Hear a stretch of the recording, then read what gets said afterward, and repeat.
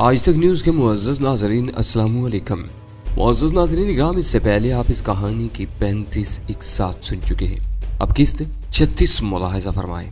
शादी कर लो फिर तेरी बातें खुद ब खुद समझ में आ जाएंगी, तो फिर रिश्ता तलाश करो ना कोई। मैंने उसे छेड़ने की नीयत से कहा, क्या तुम वाकई संजीदा हो? उसने मेरी तरफ देखते हुए सवाल किया। सामने देखो वरना कार लड़ा बैठोगे। मैंने कहा, संजीदा होने के लिए सर के बल खड़े होने की जरूरत नहीं होती। अब मुझे भी किसी वक्त तन्हाई का एहसास खाने लगता है। देखो मैं बताऊंगा, वो पुरख्याल अंदाज में बोला। गालबन उसके जहन में 2-4 नाम पहले से मौजूद थे। मैंने खामोशी ही में आफियत समझी। अगर गजाला को इस गुफ्तगू की भनक में मिल जाती तो सदमे से उसका बुरा हाल हो जाता। हम जहांगीर के घर वापस पहुंचे तो कई बार हारन बजाने के बाद फाटक खोला गया। गालबन मुलाजमीन उसकी हदायत के मुताबिक वाकई इमारत के अंदरूनी हिस्सों में दुबके हुए थे। ये रक्षी कौन है? ड्राइंग रूम में गिलासों में बर्फ के डले टालते हुए जहांगीर पहुंच बैठा। एक लड़की है। मैंने अपना गिलास संभालते हुए बेपरवायाना लहजे में कहा, देखोगे तो पसंद कर लोगे। पसंद है तो उसी से बात क्यों नहीं करते? जहांगीर ने इतनी सादगी से सवाल किया कि मेरी खोपड़ी भिन्न आ गई। पिटे बगैर ही तुम्हारी अकल खबत होकर रह गई है। मैंने गुस्सीले लहजे में कहा, तुमने सुना नहीं था कि कासिम से उसके कैसे मरासिम है? ऐसी आबरू बागता औरत के बारे में तो सोचना भी बदज़ोकी है। खफा हो गए। उसने मेरे गले में बाहें डाल दी। मैं तो बस ये अंदाजा लगाना चाह रहा था कि तुम कहीं और तो दिलचस्पी नहीं लिए बैठे, इसलिए रक्षी का जिक्र निकाल बैठा। मेरे कान खड़े हो गए। मैंने महज मजाक में एक शोशा छोड़ा था और वो अहमक शायद दरमियानी अरसे में भी मेरी शादी कराने के इम्कानात पर गौर करता रहा था। बस अब जुबान बंद रखो। मैंने उस मौजू से पीछा छुड़ाने के लिए खफगी का इजहार करते हुए कहा, किसी और का नाम लिया तो मुंह पर गिलास खाली कर दूंगा। उसी वक्त मुल्हिक राहदारी से फोन की घंटी बजने की आवाज आई और जहांगीर गिलास लिए उधर हो दिया। दूसरी घंटी के दौरान में ही शायद उसने रिसीवर उठा लिया था क्योंकि घंटी अधूरी रह गई थी। तुम्हारा फोन है डैनी। उसने वहीं से खुशामदाना लहजे में हाँक लगाई। मैंने चौंक कर अपनी जगह छोड़ दी। जहांगीर के घर मेरे लिए कौन फोन कर सकता था? कौन है? रास्ते में उसके करीब से गुजरते हुए मैंने तजस्सुस समेत लहजे में सवाल किया, ये तो तुम ही बता सकोगे। वो शौक लहजे में बोला, जो भी है आवाज बड़ी सुरीली पाई है। निस्वानी आवाज का इशारा पाती मेरा जहन गजाला की तरफ गया था, लेकिन उसे ना तो जहांगीर के घर का नंबर मालूम था और ना ही यह इल्म था कि उस वक्त मैं वहां मौजूद था। हेलो, मैंने तपाई से रिसीवर उठाकर माउथ पीस में कहा। बोलने की जरूरत नहीं, बस खामोशी से मेरी बात सुनते जाओ। रिसीवर में उभरने वाली A2 की सर्द और ख्वाबनाक आवाज पिघले हुए शीशे की तरह मेरे कानों में उतरती चली गई थी। मैं शाम से तुम्हें ट्राई कर रहा हूँ मगर तुम लापता हो। मैं तुम्हें 20 मिनट बाद तुम्हारे घर फोन करूंगा, फौरन वहां पहुंचो। और मेरे जवाब से पहले ही दूसरी तरफ से सिलसिला मुनक़ते कर दिया गया। मैं चंद सानियों तक बेजान रिसीवर कान से लगाए किसी बुत की तरह बेहिस्सो हरकत खड़ा रहा। मेरे कानों में सीटियां सी बजने लगी थी और दिल की धड़कन बहुत तेज हो गई थी। मैं ये समझने से कासिर था कि A2 को मुझसे कौन सा अहम काम आ पड़ा था कि मेरी तलाश में उसे जहांगीर के घर फोन करने की जरूरत पेश आ गई थी। रिसीवर क्रेडर पर डालकर मैंने वहीं खड़े खड़े गिलास खाली कर दिया। बड़ी मुख्तसर सी गुफ्तगू हुई तुम्हारी। जहांगीर ने मुझे वापस लौटते देखकर हैरत से कहा, काम की बातें मुख्तसर ही होती है। मैंने मुस्कुराते हुए मानी के लहजे में जवाब दिया। उससे मुझे घूरते हुए सर को जुम्बश थी। बुलावा तो नहीं था तुम्हारा? बस यही समझ लो मैं जा रहा हूँ, जरा जरूरी काम है।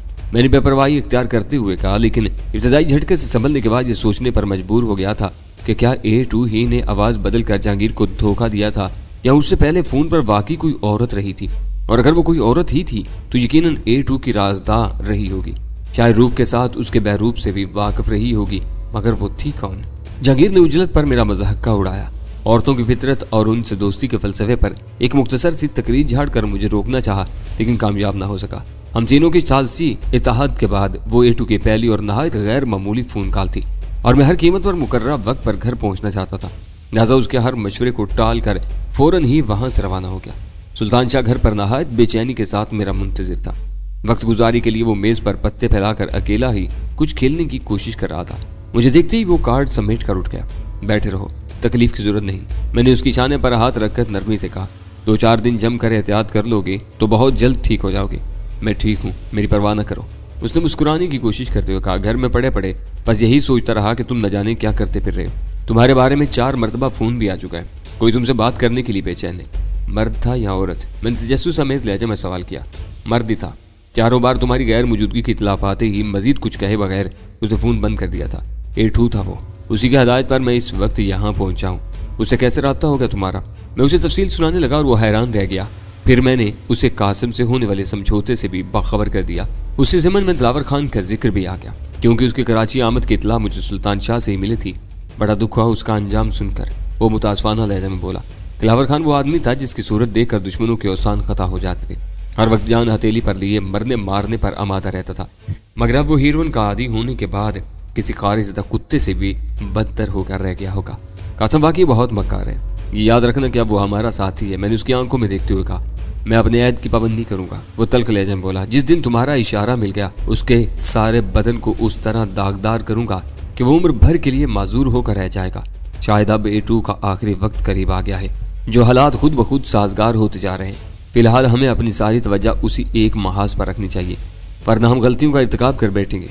मैं उससे बातें करने के साथ रस्टवाज का भी जायजा लेता जा रहा था। A2 के दिए हुए वक्त से 10 मिनट बाद फोन की घंटी बजी तो मैंने फुर्ती के साथ रिसीवर उठा लिया। मुश्तबा जोड़े का क्या रहा, रिसीवर उठाते मुझे A2 की खुश्क और तहक्कुम अमेज आवाज़ सुनाई थी। आज डाक से मुझे लड़की की तस्वीर मिल गई है। मैंने उसकी कई नकलें बनवा कर अपने आदमियों को दे दी हैं, लेकिन अभी तक कोई कामयाबी हासिल नहीं हो सकी। मैंने धड़कते दिल के साथ झूठ बोला, उस लड़की को हर कीमत पर तलाश करना है। उसके लहजे में तुरशी होत कर आई, तुम्हारी नाकामी की सूरत में मुझे कुछ और सोचना पड़ेगा। उसके आखिरी अल्फाज किसी हथौड़े की तरह मेरी समाज से टकराए, मगर मैंने संभाला लेकर जल्दी से कहा, मैं पूरी कोशिश कर रहा हूँ जनाब, शायद कुछ वक्त लगे लेकिन कामयाबी जरूर होगी।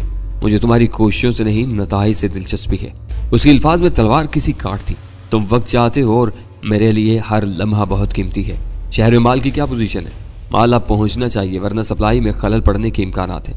कल आधा टन माल आ रहा है, उसी के साथ मुख्तलिफ साख्त के 4 सूटकेस हैं, उनमें पुराने कपड़े वगैरह भी भरे हुए हैं। उन्हें तलब कर देना। तुम्हारे कैरियर से अपना सामान उन ही सूटकेसों में लेकर जाएंगे। हर सूटकेस की जेब में एक रुक्का मौजूद है, जिस पर बैरूनी ममालिक में सूटकेस वसूल करने वाले का नाम, पता और कोड दर्ज है। तुम्हारे आदमी वो सूटकेस मुकर्रा आदमी को देकर लौट आएंगे। आदमी तैयार हैं तुम्हारे? जी हाँ, मैंने जल्दी से कहा। सब तालिब इल्म ही हैं। मैंने माल के बारे में दरियाफ्त करना मुनासिब न समझा। वो जिस अंदाज में सूटकेसों की तरसील का जिक्र कर रहा था, उसकी बिना पर यह समझ लेना दुश्वार नहीं था कि हीरोइन की तयशुदा मिकदार पहले ही से उन सूटकेसों में छुपा दी गई थी। ये उन चारों का आजमाइशी सफर होगा। सूटकेस आम साख्त के और बिल्कुल खाली हैं। देखना यह है कि वो किस हद तक मोहतात और काबिल एतमाद है। अगले फेरे में उनसे असल काम लिया जाएगा। उसने ये इंकशाफ करके मुझे चौंका दिया, लेकिन मेरा अंदाजा था कि वो झूठ बोल रहा था। अगर पहली बार खाली सूटकेस ही भेजने थे तो वो मैं भी बाजार से खरीद कर दे सकता था। बाहर से सूटकेस आने का मतलब था कि उनकी किसी खुफिया तह में माल छुपा दिया गया था, जिसका बादियों नजर में सुराग लगाना नामुमकिनात में से था। कासम पर मुसलसल निगाह रहनी चाहिए, वो कह रहा था। उस पर दिन ब दिन शुबहत बढ़ते जा रहे हैं। ये कहकर उसने मेरा जवाब सुने बगैर सिलसिला मुनक़ते कर दिया। अगला दिन मेरे लिए बहुत मसरूफियत लेकर तलू हुआ। मैं नाश्ते की मेज़ पर ही था कि जहांगीर का फ़ोन आ गया। उसे पता चला कि पिछली रात माल की फरोख्त के हिसाब किताब पर नादर का एक बड़ी पार्टी से तसादुम हो गया और नादर ने बेदरीक गोलियां चलाकर 3 अफराद को लहूलुहान कर दिया। अपनी उस हमाकत की पादाश में वो गिरफ्तार होने से बाल बचा था, लेकिन पुलिस उसकी तलाश में थी और वो रात गए पनाह लेने के लिए जहांगीर के घर जा पहुंचा था। उसे अपने घर से फौरन हटा दो और किसी अदालत से उसकी जमानत कबल अज गिरफ्तारी का बंदोबस्त करवाओ। ऐसा ना हो कि तुम खुद किसी बड़ी मुसीबत में मुब्तला हो जाओ। मैं भी यही सोच रहा था। आज सुबह सवेरे माल पहुंचाए, उसमें 4 सूटकेस तुम्हारे लिए। वो मैंने जीवा हाउस के ड्राइंग रूम में रखवा दिए। जब चाहो वहां से ले लेना। ज्यादा बड़े या वजनी तो नहीं है। तुम्हारी गाड़ी में आ जाएंगे। क्या आया है उनमें? पुराने कपड़े भरे हुए हैं। मुझे इत्तला मिली थी कि वो रात तक पहुंचेंगे। समझा? वो मनी के लहजे में बोला, शायद उनकी साख्त में गुंजाइश रखी गई होगी। बातों में वक्त ज़ाया ना करो, पहले नादर का बंदोबस्त करो, बाकी बातें बाद में होती रहेंगी। सिलसिला मुनक़ते करके मैंने अपनी तैयारी मुकम्मल की और सीधा अकबर की अलाजगाह की तरफ रवाना हो गया। उधर रुख करने का दोहरा मकसद था। अव्वल तो कामरान की खबर गिरी, दोम वहां रक्षी का सुराग लगाना। कासम पर अपनी गिरफ्त मजबूत रखने के लिए यह जरूरी था कि मैं रक्षी को निगाहों से ओझल न होने देता। मेरे लिए कासम का यह इंकशाफ हैरतनाक साबित हुआ था कि रक्षी सेहतमंद होते हुए भी नफ्सियाती और मनशियात के आदी मरीजों के दरमियान पनाहगुज़ी थी। मैंने अस्पताल पहुंचकर अस्पताल में मौजूद मरीजों की फहरिस्त पर निगाह दौड़ाई तो उनमें 3 औरतों के नाम जरूर मौजूद थे, मगर रक्षी का नाम कहीं नहीं था। साफ जाहिर था कि वो किसी मफरूजा नाम के तहत वहां मुकीम थी। कामरान अपने कमरे में आरामदेह बिस्तर पर गहरी नींद सोया हुआ था। मुझे उसके कमरे में दाखिल होते देखकर फ्लोर पर मौजूद खूबसूरत ड्यूटी नर्स तेजी से कमरे में आई थी। इसे डिस्टर्ब न कीजिएगा। वो कमरे में दाखिल होते ही मुल्तजाना लहजे में बोली थी, मरीज इस वक्त ट्रंकुलाइजर के ज़ेरे असर है। यहाँ इसकी पहली रात थी। तंग तो नहीं किया आप लोगों को? मैंने खुश इखलाकी के साथ सवाल किया। नहीं, कोई खास परेशानी तो नहीं हुई। आप मरीजों के मुकाबले में डेक्ट ज्यादा ही दुश्वार साबित होते होंगे, मैंने बात बढ़ाते हुए कहा। वो फरेरे लेकर मुस्कुरा दी। शुरू में मरीज सब कुछ भूल जाता है, उसे बस नशा ही याद रहता है। हीरोइन के मरीजों की हालत तो बहुत काबिल रहम होती है। कभी कभी तो तरस खाकर नशा फराम करने की हमदर्दाना ख्वाहिश हमारे दिल में भी जन्म ले लगती है।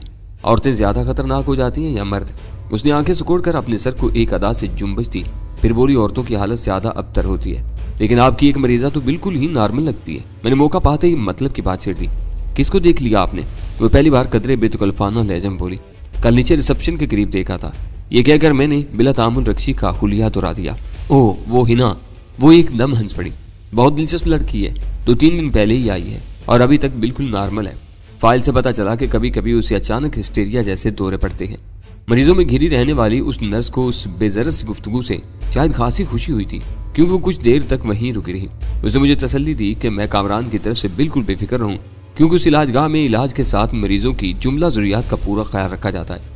उसके जाने के बाद मैं कामरान के कमरे से रुखसत होकर ऊपरी मंजिल के 7वें कमरे में जा पहुंचा।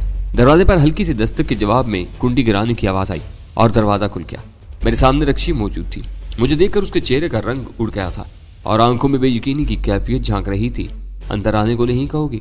मैंने चुपते हुए लहजे में सुकूत तोड़ा। तो तुम यहाँ कैसे पहुंच गए? उसके होंठों से सरसराती हुई आवाज निकली। तुम मेरे आदमी की निगरानी में यहाँ पहुंची थी। मैंने अंदर दाखिल होते हुए कहा, मैं बता चुका हूँ कि तुम मुझे फरेब नहीं दे सकोगी। मैं किसी आसेब की तरह पाताल तक तुम्हारा पीछा करूंगा, यानी तुम मिल बैठने के लिए तैयार नहीं हो। वो खुद पर काबू पाने की कोशिश करते हुए बोली, आया तो इसीलिए हूँ। मैंने उसे तेज नजरों से घूरते हुए कहा, देखना है कि तुम कहाँ तक पेशकदमी करती हो। मजाक नहीं, मैं संजीदगी से पूछ रही हूँ। मैं संजीदा हूँ। कासिम से बात तय हो गई है, हम मिलकर काम करेंगे। तुम्हारे बारे में उसने छूट दे दी है। तुम्हें एतराज न हो तो वो हमारे मरासिम से चश्म पोशी बरतता रहेगा। मैं कोई बेजान मुजस्मा नहीं हूँ, वो चटक कर बोली। जो वो मेरे बारे में ऐसे फैसले सादर करे, अपनी पसंद और नापसंद मैं खुद समझती हूँ। उसे मशवरा देने का कोई हक नहीं। मैं उसे बता दूंगा। मैंने खलूस से दिल के साथ कहा। अपनी औकात जानकर उसे ज्यादा खुशी नहीं होगी। क्या इस वक्त मुझे सिर्फ ये जताने आए हो कि तुम मेरी यहाँ मौजूदगी से बाखबर हो? ये भी मालूम करना चाहता था कि यहाँ से अब कहाँ जाओगे? कुछ रोज यहीं रहने का इरादा है। ये जगह महफूज भी है और पुरसुकून भी। बाहर किससे खतरा है? हमारा आपस का मामला तो निपट ही गया है। फिलहाल मैं आराम करना चाहती हूँ। हो सकता है A2 ने बराह रास्त किसी को मेरी तलाश में रवाना कर दिया हो। वो जब डरता है तो बैक वक्त सारे इम्कानी महाज खोल लेता है। तुमने उसे मेरे पीछे लगाकर अच्छा नहीं किया। A2 के बारे में तुम और क्या जानती हो? बहुत कुछ और कुछ भी नहीं, उसने बेपरवाह से लहजे में कहा। यह क्या बात हुई? मैंने हैरत के साथ सवाल किया। किसी अजनबी के लिए बहुत कुछ जानती हूँ, तुम्हारे लिए कुछ भी नहीं। वो दिलावेज मुस्कुराहट के साथ बोली, ऐसी कोई बात मेरे इल्म में नहीं जो उसकी जात पर रोशनी डाल सके। फिर तुम्हारे पास वक्त बर्बाद करना बेकार है। उसने मुझे रोकना चाहा, लेकिन मैं वहां से रुखसत हो गया। दफ्तर पहुंचकर सबसे पहले मैंने गजाला को फोन किया और उसे कामरान की खैरियत से आगाह किया तो मेरी तवक्को के मुताबिक वो बहुत खुश हुई और एहसानमंदाना लहजे में मेरी हमदर्दी का शुक्रिया अदा करने लगी। उसने मुझे दोपहर के खाने पर घर बुलाना चाहा, लेकिन मैंने शाम में चक्कर लगाने का वादा करके मुआवजत कर ली। 2 बजे तक दफ्तर के कामों से फारिग होकर मैं जीवा हाउस की तरफ रवाना हो गया। वहां कार से उतरते ही मुआवजों ने वो इतला दुहराई जो मैं जहांगीर से सुन चुका था।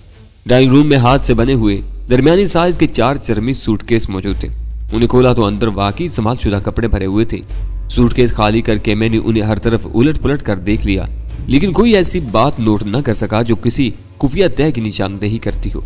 अलबत्ता हर सूटकेस की जेब में एक टाइप किया हुआ रुक्का मौजूद था। 3 गैर मुल्की नामों और कोडवर्ड्स के साथ मगरबी यूरोप के मुख्तलिफ शहरों के तफसीली पते और फोन नंबर्स मौजूद थे। चौथे रुक्का पर न्यूयॉर्क के किसी गैसोलीन स्टेशन पर काम करने वाले पाकिस्तानी कैशियर का नाम पता दर्ज था। मेरी दानिश में वो सूटकेस साथ लिए फिरना हमाकत होता। हामिद के जरिए मुंतखब किए हुए कैरियर्स को मैं अपना घर दिखाना नहीं चाहता था। किसी होटल में कमरा हासिल करके पुराना तरीकाकार इस्तेमाल करता तो सूटकेस ले जाने वाले गैर जरूरी तौर पर लोगों की निगाहों में आते और खेल खराब हो जाता। लिहाजा मैंने उस बार जीवा हाउस को अड्डे के तौर पर इस्तेमाल करने का फैसला कर लिया। शाम के वक्त मैं मोती दादा के अड्डे से थोड़ा दूर रुक गया। पहली बार मैंने हामिद पर उसी तरह हाथ डाला था। मुझे मालूम था कि एक बार हेरोइन की फरोख्त में मुलव्वस हो जाने के बाद हामिद के लिए उस काम से किनारा कश होना नामुमकिनात में से था। कहते ये बात अटल थी कि वो मुकर्रर वक्त पर मोती दादा से माल लेने आता था। थोड़ी ही देर बाद मुझे उसकी झलक नजर आई तो मैंने इंजन स्टार्ट करके कार आगे बढ़ा दी। वह हॉर्न की आवाज सुनकर चौंका और कार पहचानते ही उसका चेहरा उतर गया। मेरे किसी इशारे का इंतजार किए बगैर वो दरवाजा खोलकर पैसेंजर सीट पर बैठ गया। मैंने कार आगे बढ़ा दी। क्या बात है, आज कुछ उदास नजर आ रहे हो? कुछ देर के सकूत के बाद मैंने उसे छेड़ा। तुम्हें देखकर दिली सदमा हुआ है। उसने सर उठाए बगैर बोझल मगर 2 टोक लहजे में कहा और मेरे रद्द-ए-अमल पर तवज्जो दिए बगैर कहता रहा, मैं तो समझ रहा था कि शायद तुमसे जान ही छूट गई। हो सकता है तुम किसी हादसे में कहीं मर खप गए हो, लेकिन तुम फिर मौजूद हो। ये मेरे लिए कोई खुशी की बात तो नहीं है। कव्वों के कोसने से ढोर नहीं मरा करते। मैंने तंजिया लहजे में कहा, साहब कोई अच्छी बात है मगर इतनी बेबाकी बाजुकात महंगी पड़ जाती है। कितनी महंगी पड़ेगी? वो मज़ाक़ाना लहजे में बोला। जान से ज्यादा तो कुछ नहीं ले सकती। मैं आजकल वैसे ही जिंदगी से बेजार हूँ। अपने वजूद शख्स से घिन आने लगी है। क्यों? तुमने गला तो नहीं काटा किसी का? किसी को जिंदगी भर के लिए माजूर और अपाहज बना देने को मैं कत्ल से बड़ा गुनाह समझता हूँ। वो तल्ख लहजे में बोला। माजूर और अपाहज? मैंने मुतहय्यराना लहजे में कहा। क्या तसादुम हो गया था किसी से? तसादुम तो पहले रोज से जारी है। यूनिवर्सिटी में इक्का दुक्का तमाशे मैंने अपनी आंखों से देखे हैं। आदमी का हाथ पैर टूट जाए तो उसके बाकी हवास काम करते रहते हैं, लेकिन नशा टूट जाए तो आदमी ना जिंदा रहता है और ना मुर्दा कहलाता है। और हेरोइन के आदियों की तादाद दिन ब दिन बढ़ती जा रही है। पुराने आदि नए पंछियों को फांसते हैं।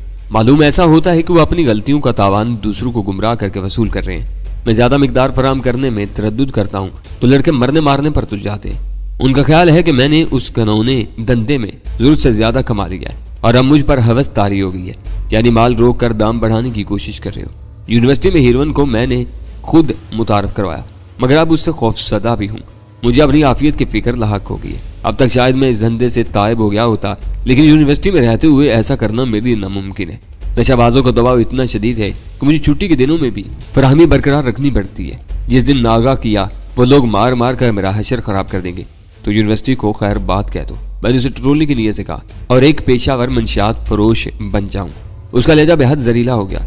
लेकिन तुमसे क्या शिकवा, तुम्हारा तो सारा वजूद ही शायद ऐसी आमदनी पर पला बड़ा हो, मगर मेरे अपने मुस्तकबिल के ख्वाब हैं। 12 बरस यूनिवर्सिटी से बाहर पढ़ता रहा और अब 1.5 साल जामिया में गुजार चुका हूँ। इतनी ही मुद्दत और बाकी रह गई है। उसके बाद शायद मैं तुम्हारी तरह शान शौकत से तो ना रह सकूं, लेकिन इज्जत की रोजी कमाने के काबिल जरूर हो जाऊंगा। उसने मुझ पर बदतरीन और घनौना तंज किया था, लेकिन मैं उसे पी गया। मैं गुमराह जरूर था, लेकिन मेरा ज़मीर जिंदा था, जो हर कदम पर नेकी और बदी का इम्तियाज वाजे करता रहता था। अंदर से मेरी भी वही ख्वाहिश थी जो हामिद की थी, लेकिन वो इंसान ही क्या जो अपनी हर आरजू को पाया तकमील को पहुंचाए। मैं उसे छेड़ने से बाज न रह सका। बरस में 2 महीने पढ़ाई होती है, 1.5 बरस और गुजार लिया तो कौन सा तीर मार लोगे। कागज का एक पुर्जा मिलेगा जिसे कोई नहीं पूछता। शहर में हजारों डिग्री याफ्ता घूमते फिरते हैं। मुलाजमत के साथ ही उन्हें कट प्राइस दुकानों पर सस्ते और मजबूत जूतों की तलाश रहती है जो मुलाजमत मिलने तक साथ दे सके। मेरी निगाहें बज़ाहिर सड़क पर मरकूज थी, मगर मैं कन नखियों से उस नपुख्ता कार लड़के का जायजा ले रहा था। वो लाजवाब तो हो गया था, मगर मुझे खूनखार निगाहों से घूरे जा रहा था। तुम ज़हीन, तालीम याफ्ता और नौजवान हो। जाहिल जुर्म करता है और अपनी लफ्जियों से पकड़ा जाता है। ज़हीन आदमी कोई काम करता है तो उसकी गिरफ्त नामुमकिन होती है। उम्र का हर लम्हा जो तुम गुजार रहे हो लौट कर नहीं आएगा। मैंने तवक्कुफ के बाद अपनी तकरीर जारी रखते हुए कहा, माशरे में बतेरे मौका शनास जायज़ और नाजायज़ की तफरीक में पड़े बगैर दोनों हाथों से पैसा बटोर रहे हैं, और तुम जैसे 20 जरूरतमंद हर रोज उनकी चौखटों पर हाजिरी देते हैं। महज इस उम्मीद में कि रोजी मिले तो जबरी रोजों से निजात मिले। मेरा दिमाग खराब मत करो, वो जलाए लहजा में बोला। ये बताओ कि आज मुझ पर क्यों नजर करम की है। सोच रहा था कि तुम्हें भी एक बार बाहर की दुनिया दिखा दूं। अंदर की दुनिया में तुम जैसे मिल जाएं तो बाहर जाने की क्या जरूरत है। वो जले भुने लहजे में बोला और मैं मुश्किल बेसाख्ता मुस्कुराहट को होंठों में तलू होने से रोक सका। फिजर बनकर गुमराह करने के बजाय अपना मद्दा बयान करो। मैं तुम्हारी कार में घूमता हुआ देखा जाना भी पसंद नहीं करता। क्या खबर कल ही मेरे दरवाजे पर पुलिस दस्तक दे दे। तुम्हारे दोस्तों की रवानगी का वक्त आ गया है, उनसे मेरी फौरी मुलाकात जरूरी हो गई है। क्या तुम उन्हें माफ नहीं कर सकते? उसने तल्ख लहजे में सवाल किया। तुम्हें अपनी दुनिया में बहुत से तजुर्बाकार लोग मिल जाएंगे, फिर नए खून को क्यों गंदा करते हो? तजुर्बाकारों को सिर्फ हम ही नहीं, हमारे दुश्मन सरकारी इदारे भी पहचानते हैं। वो जहाज पर कदम रखने से पहले धर लिए जाएंगे। नए चेहरों के लिए ऐसा कोई खतरा नहीं होता, और फिर तुम्हारे दोस्तों पर मुफ्त में दुनिया देखने की धुन सवार है। मैं उन्हें नजरअंदाज करूंगा तो वो किसी और के हत्थे चढ़ जाएंगे। मेरे मिजाज की नरमी का अंदाजा तुम इसी बात से कर सकते हो कि तुम्हारी जो गुस्ताखाना तकरीर मैंने खामोशी से सुन ली, इस पर कोई दूसरा तुम पर बहुत पहले हाथ उठा चुका होता। मैं उठने वाले हाथ को झुकाना भी जानता हूँ। उस वक्त वो वाकई शेर हो रहा था। तुम ये बताओ कि इनसे कब और कहाँ मिलना चाहते हो। मैं उसे जीवा हाउस का मोहल्ले वकूफ समझाने लगा। वो उन लोगों को अगले दिन लाने पर मुसर था, लेकिन थोड़ी सी बहस के बाद 1-1.5 घंटे में वहां पहुंचने पर तैयार हो गया।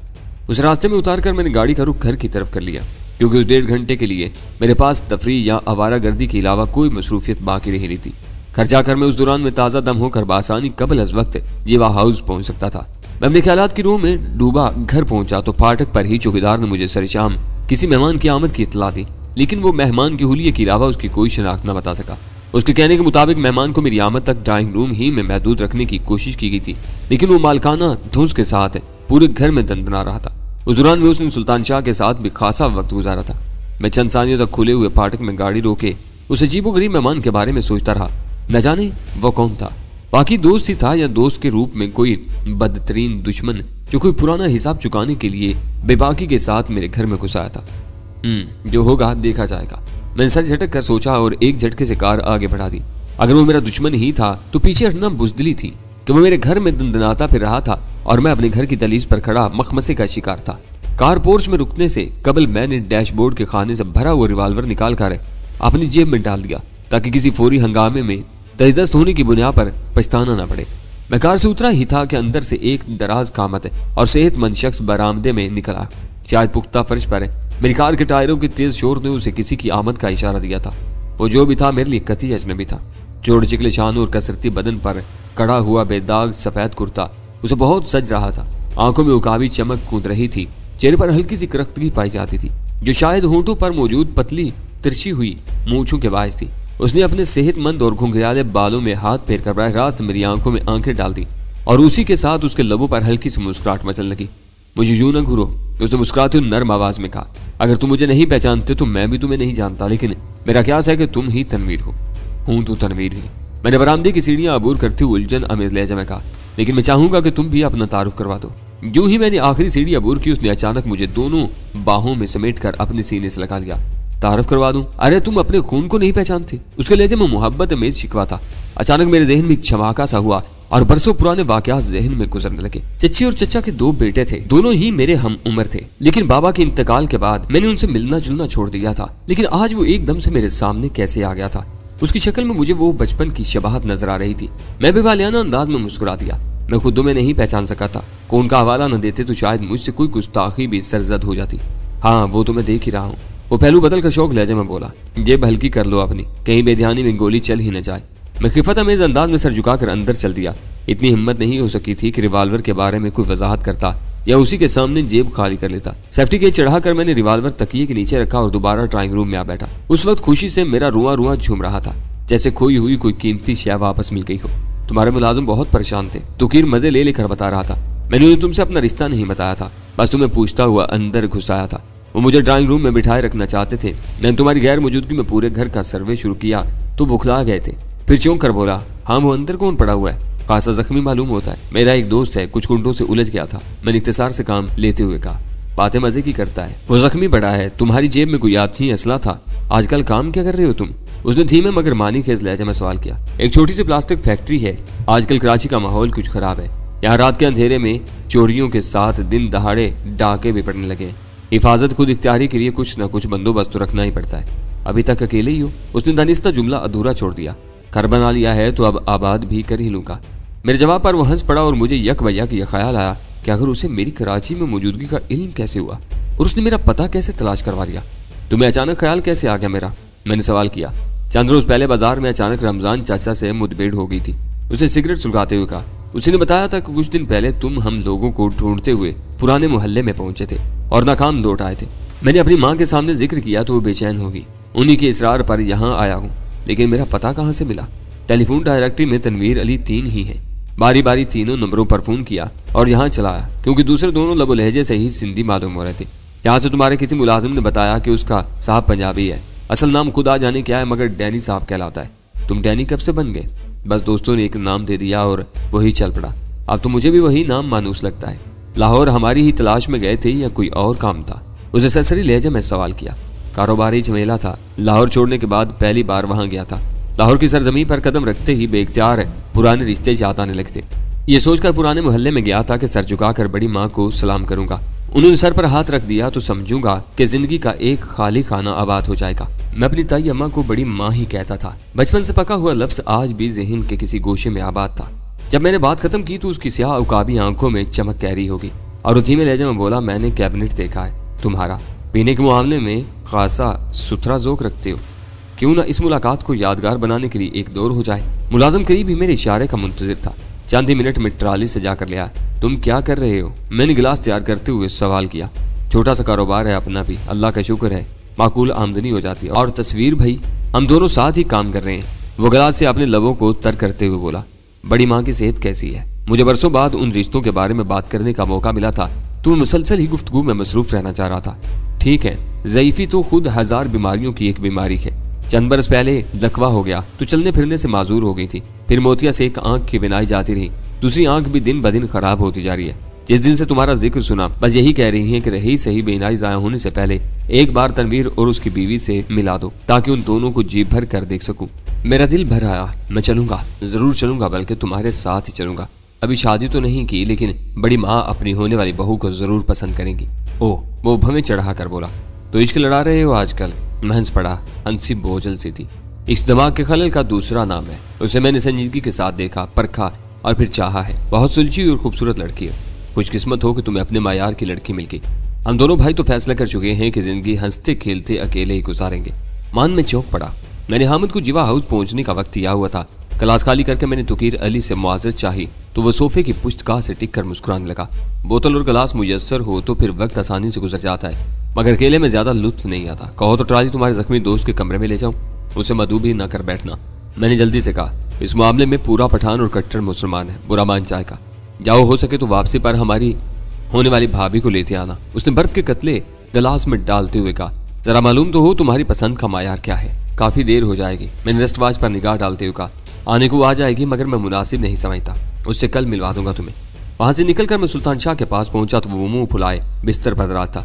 उसकी आंखों में नाराजगी के आसार दूर ही से देखे जा सकते। होगी फुर्सत तुम्हें? वो मुझे देखती तंजिया लहजा में बोला, ऐसी मोहब्बत तो मैंने सगे खून में भी ना देखी होगी। मुलाजमीन से उसे मालूम हो गया था कि मेहमान से मेरा क्या रिश्ता था। मिर्चे ना चबाओ, हम बरसों के बाद मिले हैं। मैंने आजगी से उसे समझाने की कोशिश की, मैं थोड़ी देर में वापस आता हूँ, मैं तुमसे कुछ अहम बातें करना चाहता हूँ। उसने राजदाराना लहजे में कहा, मुझे बस 10 मिनट दे दो, मेरे पास बिल्कुल वक्त नहीं है। मैंने रिस्टवॉच पर निगाह डालते हुए कहा, वापस आकर 1 घंटे तक तुम्हारे पास बैठूंगा, मुझे मुकर्रर वक्त पर कहीं पहुंचना है। मैंने महसूस किया कि अचानक ही उसकी निगाहें मेरे चेहरे से हटकर अकब में किसी चीज पर मरकूज हो गई थी। मैंने सर घुमाया तो तुकीर अली गिलास थामे ख्वाबगाह के दरवाजे में खड़ा था। मुझसे निगाहें चार होती वो मुस्कुराने लगा। एक बात भूल गया था, बाहर जा रहे हो तो वापसी पर मेरे लिए कुछ पनीर लेते आना। मैं रात में अमूमन खाने के बजाय पनीर के पार्चों पर गुजारा करता हूँ। मैं उसी के हमरा सुल्तान शाह के कमरे से बाहर निकला। अगर मैं उसके पास बैठकर शुगल करता रहूं तो उसे कोई एतराज तो नहीं होगा। राहदारी में तुकीर ने मेरे शाने पर हाथ रखकर आहिस्तगी से सवाल किया, एतराज तो नहीं करेगा, मगर अंदर ही अंदर सुलगता रहेगा। वैसे भी वो तकलीफ में है, तुम्हें बोर करेगा। मैं जल्द अज जल्द वापस आने की कोशिश करूंगा। मैंने एक मुलाजिम को तुकीर के लिए ख्वाबगाह साफ सुथरी करने की हदायत की और तेज रफ्तारी के साथ वहां से रवाना हो गया। मुझे खौफ था कि कहीं जीवा हाउस के मुलाजिमीन ने हामिद और उसके साथियों को बाहर ही से ना लुटा दिया हो, क्योंकि उस बारे में मैंने उन्हें कोई हदायत नहीं दी थी। लेकिन एक बात रास्ते में मेरे जहन में आ रही थी और मैं सोचने पर मजबूर हो रहा था कि तुकीर अली ने मुझे सिर्फ तनवीर अली के नाम से ही क्यों मुखातब किया था। वो मेरी उस नाम से वाकिफ था जिससे मेरे अपने वाकफियत रखते थे। आखिर ऐसी क्या वजह थी कि उसने मुझे मिलने के बाद भी उसी नाम से पुकारा था जो मेरी असल की बदल था। लेकिन ऐसे ख्यालात को झटकता हुआ मैं चल निकला। जीवा हाउस में काम निपटाने के बाद मैं गजाला के घर की तरफ चल निकला। उन तीनों के लिए मेरी आमद गैर मुतवक्किल साबित हुई। ये तो अक्सर होता रहा था कि मैं शाम ढली उनके घर पहुंचकर रात गए वापस लौटता था, लेकिन इतनी देर से वहां पहुंचना मेरे मामूलात के खिलाफ था।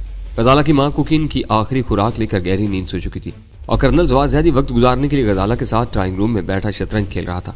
ये मुझसे मुसलसल 3 बाजियां हार चुकी है। कर्नल ड्राइंग रूम में पहुंचते ही मुझसे पुरजोश लहजा में बोला, और देखो अब फिर इसकी शहब बढ़ रही है। ये बाजी भी बचनी मुश्किल है। सादतमंद औलाद वालिदैन से हार कर खुशी महसूस करती है। मैंने आहिस्ता से कहा। जवार ज़्यादा भड़क उठा, यानी मेरे खेल में कोई कमाल ही नहीं है? ये कमाल ही तो है कि चौथी बाजी भी आपके हाथ में है। मैंने जल्दी से बात बनाई, फिर लहजा भर तवक्कुफ के बाद सवाल किया, कामरान के पास गए थे आप? गया था। उसने गहरा सांस लेकर कहा। बहुत उदास और खामोश था वो। गजाला बहुत फिक्रमंद है उसकी तरफ से, मैं इसीलिए आया हूँ। मैंने आहिस्तगी से कहा। मैं भी सुबह गया था। 10-15 दिन के बाद ही अंदाजा हो सकेगा कि उस पर इलाज के क्या असरात मुरतब हो रहे हैं। फिलहाल तो इतना भी काफ़ी होगा कि उसे जुनूनी दौरे ना पड़े। ये सब इसी को समझा। वो गजाला की तरफ इशारा करते हुए वहाँ से उठ गया। ये समझ रही है कि हमने उकता कर कामरान को वहाँ डाल दिया है। तुम्हारे डैडी बड़े होशियार हैं। तखलिया होते ही मैंने शरारत तमेज़ लिया। मैं कहा, बेचारे कभी भी कबाब में हड्डी नहीं बनते। मुझे ऐसे लोग बेहद पसंद हैं जो अपनी रवायात से मोहब्बत करने के बावजूद नई नस्ल के रास्ते की दीवार नहीं बनते। मैं कामरान से मिलने कब जा सकूंगी? उसने उदास लहजा में सवाल किया। को राह निकालूंगा, जरा इंतजार करो। मैंने उससे निगाहें चार किए बगैर कहा। आज सुबह मैं कामरान के पास गया तो रक्षी से भी मिला था। वो नाम तब्दील करके हिस्टेरिया के मरीजा की हैसियत से वहाँ दाखिल है। उसे कामरान के वहाँ मौजूदगी का इल्म है? उसने जल्दी से सवाल किया। सवाल ही नहीं पैदा होता। मैंने कहा, इस तरफ से तुम बेफिक्र हो। वैसे एक खबर है तुम्हारे लिए। कैसी खबर? उसने निगाहें उठाकर मासूमाना हैरत से सवाल किया। लाहौर से मेरा चचेरा भाई आज मुझे तलाश करता घर आ पहुंचा है। मैंने उसरत अमेज लहजे में कहा, बड़ी माँ जिंदा है और मुझसे मिलने के लिए बेचैन है। तो कहाँ ठहरे हुए हैं? मेरे घर। और सबसे बड़ी खुशी की बात यह है कि वो माजी की गलतियों पर खुद नादिम है। सीधे उधर ही से आ रहे हैं आप? मुस्कुराती हुई बोली। आपने उसे मिलने की खुशी भी अजीब होती है। वहाँ से जीवा हाउस गया था। मैंने अफसुर्दा लहजे में कहा। आज 4 लड़कों को A2 की हदायत पर सूटकेस दिए हैं जो उन्हें यूरोप के मुख्तलिफ शहरों में पहुंचाने। मुझे पूरा यकीन है कि उनमें हीरोइन छुपाई गई होगी। सूटकेस कहाँ से लिए थे? वो A2 ने माल के साथ ही बेचे थे। उनमें पुराने कपड़े भरे हुए थे जो तलफ कर दिए गए। आपके भाई को आपके घर का इल्म कैसे हो गया? थोड़े से तवक्कुफ के बाद गजाला ने सवाल किया।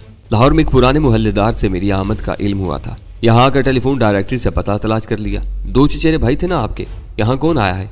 तस्वीर अली बड़े भाई का नाम है, उनसे छोटा भाई तुकीर अली यहाँ आया है। कितना अजीब इत्तेफाक है कि अब तीनों ही के नामों का मुखफ़्फ़ TA है और लाहौर में एशियन सिंडिकेट लिमिटेड के सरबराह का नाम भी TA मलिक बताया गया था। वो पुरख्याल लहजे में बोली और मैं चौंक पड़ा। अभी तक उस पहलू पर मैंने गौर ही नहीं किया था कि कहीं आने वाला मेरा चचेरा भाई के रूप में A2 का फरस्तादा कोई मुखबर ना हो। नामों के मुखफ़्फ़ की यकसानियत मेरे लिए कतई गैर अहम थी, लेकिन गजाला के उठाए हुए नुक्ते ने मेरे जहन में कुछ नए दरीचे खोल दिए थे। मैंने अरसा दराज पहले अपने चचेरे भाइयों को देखा था। ये कैसे मुमकिन था कि मैं उनकी शक्लें याद रख सकता, लेकिन आज जब अपने घर के बरामदे में नोवार से पहली मुलाकात पर मैंने महज कयास से काम लिया था, नोवार ने खून के रिश्ते का हवाला दिया और मैंने ये समझ लिया कि वो मेरा चचेरा भाई है। हो सकता है कि A2 को किसी तरह मेरे खानदानी हालात की भनक मिल गई हो और उसने मेरे बारे में तहकीकात के लिए उन मालूमात का सहारा लेने का फैसला कर लिया हो। अगर ऐसा ही था तो नोवार तुकीर अली बनकर मेरे घर में पनाह लेने में कामयाब हो चुका था।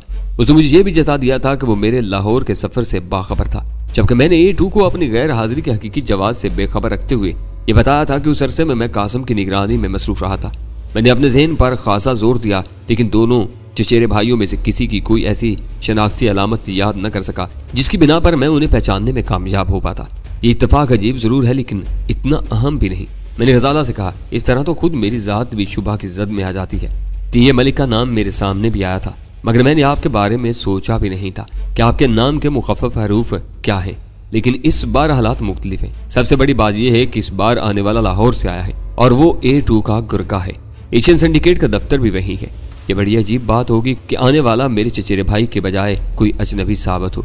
फिर भला A2 को कैसे मालूम हुआ कि मैं अपने घर वालों की तलाश में अपने पुराने मोहल्ले में पहुंचा था? आपके लाहौर जाए बगैर ये गुत्थी न सुलझ सकेगी।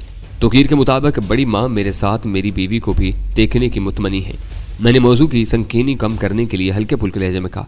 मैंने तुकीर से कहा था कि बीवी कहाँ, अलबत्ता मैं उन्हें होने वाली बीवी से जरूर मिलवा सकता हूँ और बड़ी माँ से पहले वो खुद तुमसे मिलने के लिए बेचैन है। अगर वो फ्रॉड है तो मेरा उसके सामने जाना खतरे से खाली ना होगा। A2 का आदमी है तो उसने मेरी तस्वीर भी देख ली होगी, फौरन ही पहचान लेगा। मैं तुम्हारे पास मामला सुलझाने आया था, मगर तुमने बात कुछ ज्यादा ही उलझा दी। अब मुझे बताओ कि मैं क्या करूं? मैंने तो सिर्फ इम्कानात की निशानदेही की है, फैसला करना आपका काम है। तुम अभी तक घुमा फिरा कर बात करती रही हो, खुलकर बात करो ताकि मेरे लिए किसी फैसले पर पहुंचना आसान हो सके। इस वक्त कोई लग्जिश हमें नाकाबिले तलाफी नुकसान पहुंचा सकती है। लाहौर में आपके चचेरे भाइयों का जरिया माश क्या है? कोई कारोबार कर रहे हैं दोनों भाई मिलकर? कारोबार की तफसील तो जरूर बताई होगी उन्होंने। उसने गहरी संजीदगी के साथ सवाल किया। नहीं, मैंने ज्यादा खरीदने की कोशिश नहीं की। मेरे जहन में एक महूम सा, बहुत ही महूम सा शुबा सर उभार रहा है। उसने झिझकते हुए मुदाफाना लहजे में कहा, क्या यह मुमकिन नहीं कि मंशियात के कारोबार के पुष्ट पर आपके भाइयों में से कोई हो? मुझे शुबा है कि उन दोनों में से कोई भी A2 जैसा बासलाहियत हो। बिलफर्ज तुकीर या तस्वीर ही ने यह चक्कर चलाया हुआ है तो तुकीर ने मेरे पास दौड़े चले आने की हमाकत क्यों की? वो A2 नहीं, बिछड़ा हुआ भाई बनकर आया है और उसकी आमद का बहुत ही खास मकसद है। मैं समझ रहा हूँ। मैंने इस्तरारी तौर पर सिगरेट सुलगाते हुए कहा, तुम्हारे ज़हन में जो कहानी तरतीब पा रही है वो मैं समझ रहा हूँ। उनमें से कोई एक A2 है और उन्हें मुद्दत से मालूम है कि डैनी के तौर पर उन्होंने अपने चचेरे भाई को कराची की मार्केट सौंपी हुई है। उन्हें मुझ पर पूरा एतमाद था, लेकिन पिछले दिनों लाहौर में कई भारी नुकसानात उठाने के बाद एक मुश्तबा मर्द और औरत का हवाला सामने आया जो कराची पहुंचने के बाद उनके आदमियों की आंखों में धूल झोंक कर गायब हो गए। इस अरसा में मेरी गैर हाजिरी पर बाज पुरस की गई तो मैंने एक माकूल बहाना तराश लिया और उस बारे में उन शुबहात का रुख कासिम की तरफ हो गया। उस दौरान में बदकिस्मती से लाहौर में हमारे वालिद साहब का पुराना दोस्त रमजान चाचा तस्वीर या तुकीर से जा टकराया। उसकी जुबानी उन्हें इल्म हो गया कि जिन दिनों लाहौर में उनके सितारे गर्दिश में आए हुए थे मैं कराची में नहीं लाहौर में मुकीम था और बड़ी माँ की तलाश के सिलसिले में रमजान चाचा से भी मिला था। तुकीर सिर्फ इसलिए कराची आया है कि मेरी बगावत के सिलसिले में मजीद कड़ियाँ तलाश करने के साथ ही उस औरत का भी सुराग लगा सके जिसने एशियन सिंडिकेट लिमिटेड में मुलाजमत हासिल करने की कोशिश की थी।